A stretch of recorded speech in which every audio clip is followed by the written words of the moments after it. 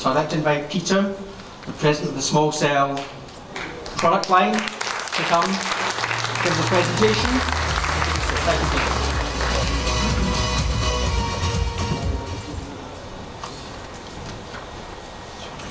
Good afternoon, everyone.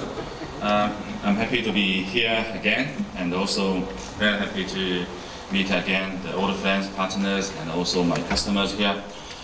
Huawei has been doing small cell actually for quite a long time, from beginning of what we started to do wireless products, somehow like 20 years. But let's say in the last 20 years, when we work together with the people here in the industry to do small cell, I have to say most of the years we are learning from the lessons again and again. And recently we may doing in some kind of good way.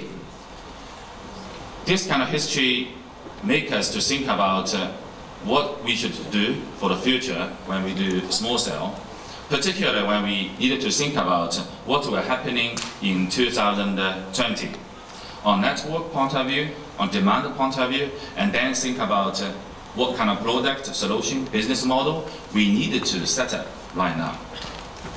In the past 20 years, as I said, most of our experience is learning from the experience, from learning from the lessons. For example, we started the home femto, 3G home femto, but the business was failed. We even developed our own chipset on home femto, but till now, it's still, let's say, unsuccessful business. We also put a lot of investment on outdoor small cell, in particular scenario, but however, the business was not really going up quickly. And in recent years, we have seen we put investment on innovative ideas on lab side. We start to get the market. We start to meet the requirement of the end users. So really, I think we needed to think about the future. So this year and now, we published our white paper, what we call our view, our vision, 5 trends on small cell for 2020. The purpose of publish this white paper is not try to educate people or inject the opinions what Huawei have. The purpose of publishing this white paper is try to stimulate the industry to think about the future. Maybe the opinion, the visions we included in the white paper is wrong. But I think we will ask for many people to think about more about the future. So that's more important. Anyhow, we prepared a few slides trying to explain the vision, the 5 trends, what we believe in the future it will happen. The first one is we definitely believe the indoor coverage needed to be digitalized. This has been proved in the recent 3 years by our lamp-side solutions. Reason of the importance of the indoor coverage, I think everyone knows the user experience. But on the other hand, we also need to understand what is the right way to do indoor coverage. Thus, obviously, we needed to forget about it. For many reasons. I don't want my customer to upgrade his network indoor again and again because of the technology cannot be supported, should be upgraded again and again. For example, DAS cannot support LAE, cannot support LTE Plus, cannot support 256 QAM. When those new technology comes, what we should do? So we need to digitalize the system to fulfill the technology smoothly evolution. On the other hand, we talk about applications for shopping mall, applications for airport. Can analog system do it? The answer obviously is no. Only the digital system can provide the information, the data to fulfill those apps in your mobile phone. to share the benefits to different partners. So from that point of view, we will firmly believe the future for indoor coverage has to be digitalized. On the other hand, as I mentioned, in the history, we also keep investing on the resource on outdoor small cell. What should be the technologies in both outdoor small cell and indoor small cell? From the business case, we start to learn that the TCO somehow cost on the equipment is not that big. The site acquisition, the backhauling somehow is very difficult. But anyway, from technology for those boxes point of view, we need to include the technologies and the frequency bands all in one box. By doing that, we can maximize the value of the sites. We can maximize the investment on the backhaul.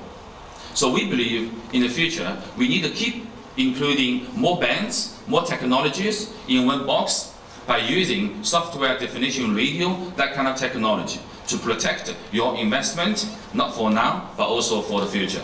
That's important. Thirdly, in the history, actually, in the industry, there are a lot of debates saying, is Wi-Fi the enemy of the cellular technology? Will Wi-Fi kill 3G or 4G, or will 4G kill Wi-Fi? Right now, we believe it's not enemy relationship. We have to do 1 + 1 bigger than 2. When we put Wi-Fi technology into one box, for example, our Pico, our outdoor small cell, indoor small cell lamp site, we are not only providing the Wi-Fi signals together with cellular signals to indoor, but also we are using these technologies to fulfill the different type of business models, because the cellular technology provider, for example, mobile operator, they need the traffic running on cellulars to keep improving the user experience. On the other hand, the enterprise, they need Wi-Fi as the tools for their employee for work. So the purpose is different, but we are using one box, one system to fulfill this purpose. On the other hand, in the history, the technologies like Wi-Fi on 2.4, on 5G, still not that efficient, but the technology is developing, like LAA. LAA technology, the most beautiful thing is improved the spectrum efficiency. Unlicensed spectrum, we also need to be cherished. Yes, it's free, but it's also limited resources. We need to maximize the benefits, maximize the value of the unlicensed spectrum. The only way is the convergence, to put them together to make sure the Wi-Fi technology, the hardware in this small cell can do upgrade software by using software definition radio technology to convert into LAA in the future. That's something we need to pursue. And then, today we talk a lot of new business models. It's very interesting. But I would like to say small cell is much more closer to new business models. For macro base station, we put equipment on the tower. The tower, yes, may be owned by the mobile operators, may be owned by specific third partners, but it's specifically for those equipments. The business model is that simple. But for small cell, it's so complicated. To deploy small cell, we need the sites, we need a backhauling system. To acquire sites, we need a cooperation from shopping mall, from property owner, from electricity company to have the pole. Then you need to share the benefits, share the revenue with those partners. Otherwise, you will not have cooperation from them. The reason of us to developing the service anchor is we want to add value on the small cell. By using added value on a small cell, for example, through the software provided by iSoftware, and then they are sharing the benefits to the shopping mall, they are sharing benefits to those enterprise. By doing that, those shopping mall and properties, they would be happy to accept your small cell to make sure your mobile service business will keep going and keep developing. On the other hand, today we talk a lot of IoT, but think about it. What kind of cellular system is close to the things and close to people? That's small cell. And small cell is so easy to include Bluetooth, Wi-Fi, and other technologies into one box to fulfill IoTs. So I also believe in the future, the IoT, that kind of new business model, will not leave small cell. And actually, they need more small cells. The last bullet point we believe is when we start to deploy massive small cell, this is what we believe will happen in 2020. Then what kind of network architecture we need for small cell? Maybe that kind of network architecture is different from what we have for the macro base station. As the panel discussion mentioned, we need to look after the issues on interference issues, how to do coordination between macro base station and small cell, how to coordinate the small cell between small cell, the cellular system to Wi-Fi and LAA. We need some kind of network elements to take the functionality on that.